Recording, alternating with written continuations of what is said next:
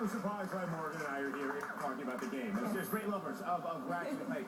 You've seen various levels of the game over about the past year. Where are we now in All for One, and what's the setting? Sure. This is Luminopolis City, which is on planet Iliac, and this is where we kick off the game. Oh. It's our training level in a lot of ways, but it's a training level that's set up against a big backdrop of story and events that are happening as you play through.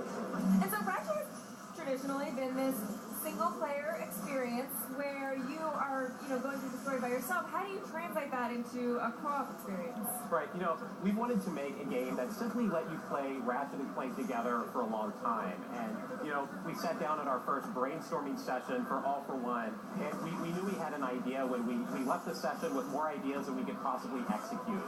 So for All for One, we really started out, to make a Ratchet game. We started with the delicious core of a Ratchet title, the story and the weapons. But then to that, we kind of, built the camera from the ground up to support a co-op experience that you could jump into with your friends. Actually, I want to talk about the camera, because that really is one of the hardest things you can do. I think you played the first Little Big Planet, and you're like, oh yeah, the camera pulls back too far. I mean, what is the camera doing here? And I gathered that the camera positioning is also allowed for the graphics to kind of pop in a way that's different than usual Ratchet and Clank games. Sure, we think of it as a director's cam. And so for us, this has been like an opportunity to really frame the backdrop the way we want to. It's like a great device to show players big events that we might not have been able to achieve previously. But the camera also works very hard to keep everybody on screen together. And we've also added a few mechanics that let the group, do a little more work themselves to stay together. For example, you can do a hook shot to another player anytime. Or you can do a sprint just to quickly get up together with the rest of the group. And, all that taken together means that you kind of get into this mode of team play where everybody really is sharing the camera and kind of sharing the experience together. Now, if you don't actually have three friends, if you are looking for a more solo experience, you're still going to be able to play the game. Absolutely. Yeah, we wouldn't, leave the single-player experience behind by any stretch. And in fact, the cool thing about playing single-player in All for One is that we give you Ratchet with a Clank pack.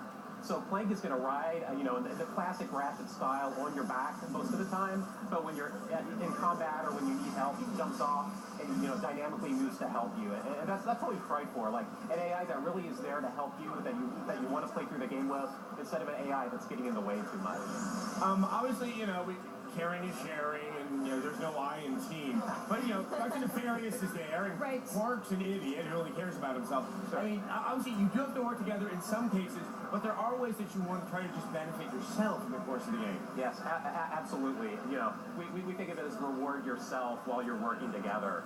And so what we mean by that is the game supports cooperative play, there's no doubt. You work with your friends, but you're also trying to get the most bolts. So, right now this group is competing to get as many bolts as they possibly can. And the winner at the end of the segment is going to be able to buy the best weapons first.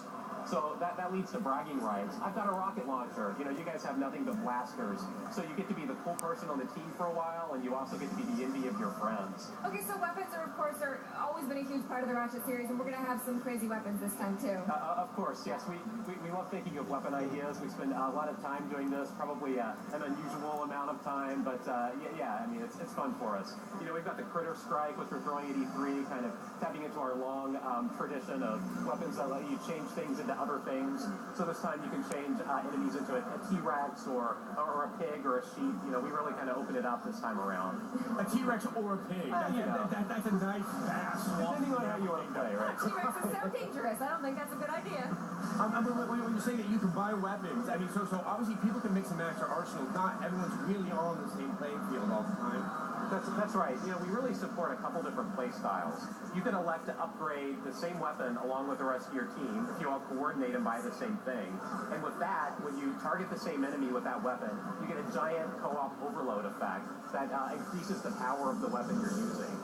But at the same time, maybe you want to specialize a little bit. Maybe you want to be the guy who's really good at stunning enemies.